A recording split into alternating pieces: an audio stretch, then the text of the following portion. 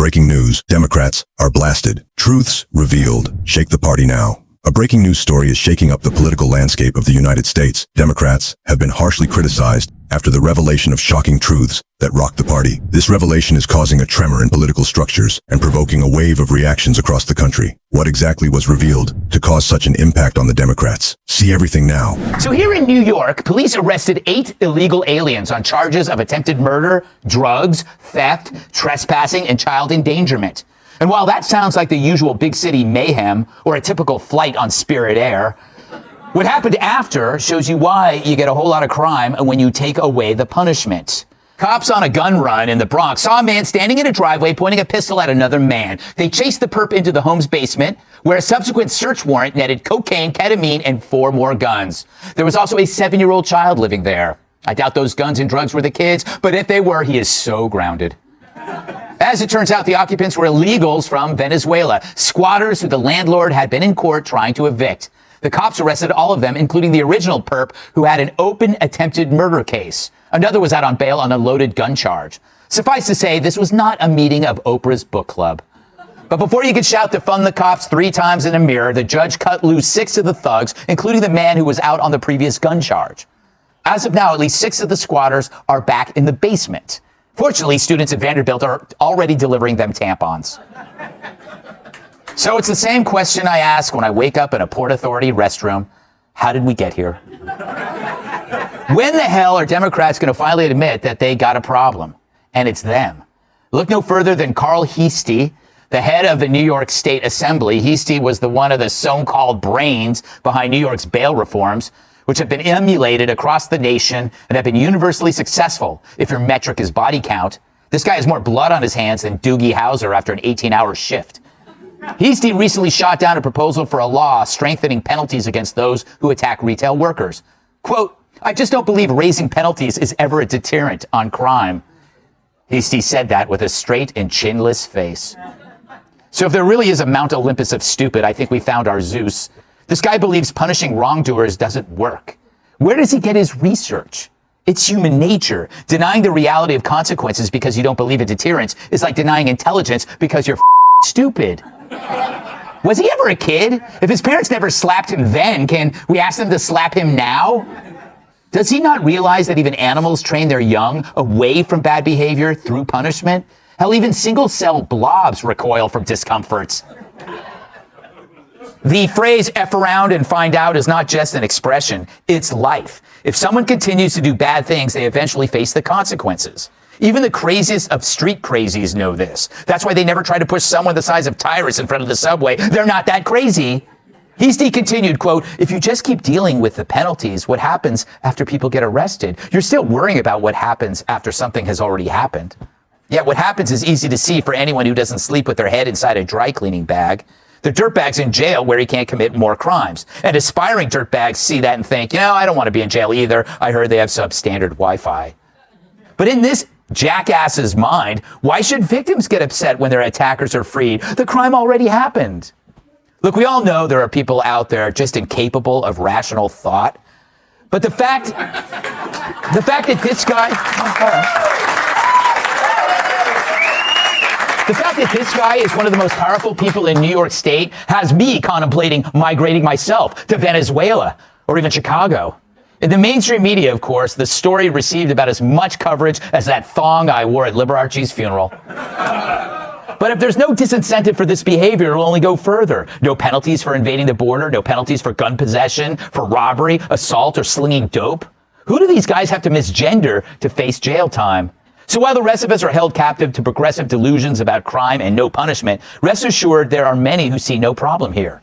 And applying the same logic now to kids. In Boston, legislation is being proposed by racial justice advocates to stop suspending misbehaving students. Sam Adams must be turning over in his keg. So let's translate that.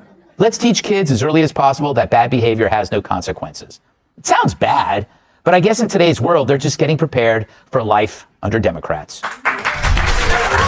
Let's welcome tonight's guest. For April Fools, his ex-wife said she wanted him back. Comedian Jamie Lissow. Mr. Clean called and said he wanted his head back. Former acting attorney general Matt Whitaker. She's lean, pristine, and gets mistaken for a teen. New York Times bestselling author and Fox News contributor, Cat Tube. And his arms aren't allowed through TSA checkpoints. New York Times bestselling author and comedian and former NWA world champion,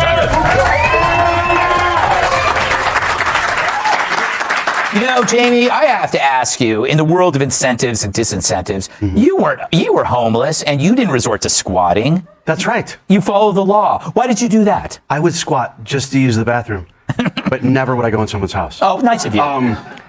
This guy's so wrong. Harsh punishment does deter behavior. It's just a fact. Like, I would never get married again. You know what? I think it does get a little bit like I was a psychology major, and I remember learning about B.F. Skinner. By the way, if you're a psychology major, you can, there are options. You could become a comedian, or you could go back to school. Yeah. But I think that having no deterrent whatsoever, I think you could make a criminal out of someone that wasn't going to be a criminal. Like if you said oh, Lululemon, you can steal from there. I think someone that was never going to do it might go I'm going to steal. On the other end, I think it's a little more foggy, but I think it could I was at a Target the other day, and I was sitting on the bench out in front of the Target, and I saw a man steal 3 boxes that were a desktop computer. Just ran out, just like you hear about happening. I saw it happen. And he ran out with it. By the way, that's how you know when someone's stealing something, if they're running with a desktop computer. You're not even supposed to walk with a desktop computer. And he ran outside, and I immediately got my phone, and I was like, I'm going to record this and get views or whatever, and have people see what's going on. And the guy stealing the computer gave me a look that scared the life out of me. I was like, oh my God, what if he has a gun? What am I do? Who cares if they steal? And when I took my phone, I stopped pretending I was recording, and I picked it up, and I was like, hey man, they're giving away free computers at Target. I just pretended it was a sale. But I do believe that even this guy I saw might not have done it if he didn't know that you could just get away. That was a really long story. Yeah. For a moderate to mild payoff. Yeah. I would argue maybe no payoff. And it does make me mad that people get free stuff from Lululemon and the stuff is so expensive. I bought a pair of just comfortable pants the other day. They were like $120. They're so comfortable. They're so comfortable. I feel like I'm at an age where I don't think about getting into other girls' pants anymore. I just can't wait to get into my own pants. Okay. All right. Matt, that was, you know what? He's trying. It was cathartic for him anyway. Nobody borrow his pants ever, though. So, Mr. Whitaker, what is it about the left that rejects the idea of incentives and consequences? Because these feel like principles, they're like first principles. They're almost born in you.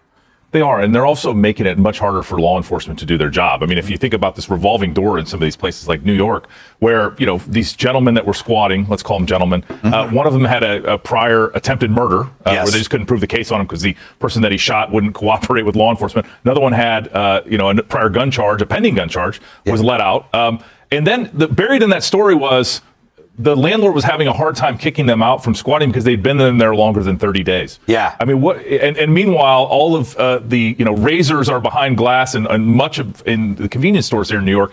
It's insane. I don't know how anybody lives here. Thank God I can go back to Des Moines, Iowa after this. Yeah. Oh, wait, so you're not going to be staying at my place tonight? Nope. I got that fold-out bed for you, Matt. It's very comfortable, but it's not my size. I know. Nothing is your size, you big lug. All right, Kat. So I want to go back to the mad question about this rejection of incentives. Okay, so I imagine when a left-winger drives to his left-wing think tank, he would probably take the shortest, safest route because anything else would lead to consequences. Why should they suspend the common sense of real life when it comes to something more important, which is life or death?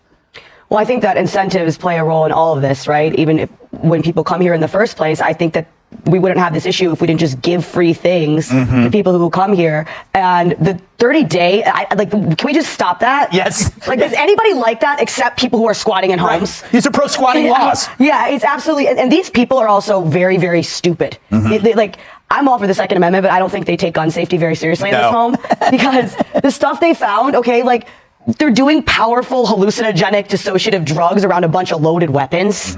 You're gotta be stupid to do that. Very dumb. Yes. I would go out on a limb and say that is not being safety conscious. They wouldn't even bring that up in a gun course because they'd assume that you knew that. Yes. Chapter 7, if you're high. Yes. Don't play with your gun. If you don't do ketamine around 3 loaded guns. Yes. Tyrus, the irony is we have no consequences for people who believe there are no consequences. Well, because this was a horse we'd have shot it already, but yes. Here we go. What I think we have here is a failure to communicate because we have 2 very different philosophies. We believe in the system to keep people from eating each other. The left seems to think the system's the bad guy, and the human beings are good and they just need a chance, so we'll take away all the rules. I invite them to try the same thinking at the zoo. Okay? You see the poor silverback gorilla sitting in his cage and he's angry and throwing stuff around. It's not him. It's his environment. So let's go with Bragg, the DA. Have him bring said gorilla home with him and see how it goes. Yes.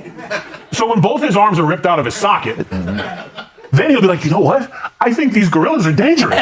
It's not the zoo. So the same thing is happening here where they think people are good until they show up at their house with a hammer. Then all of a sudden, we need to change the laws.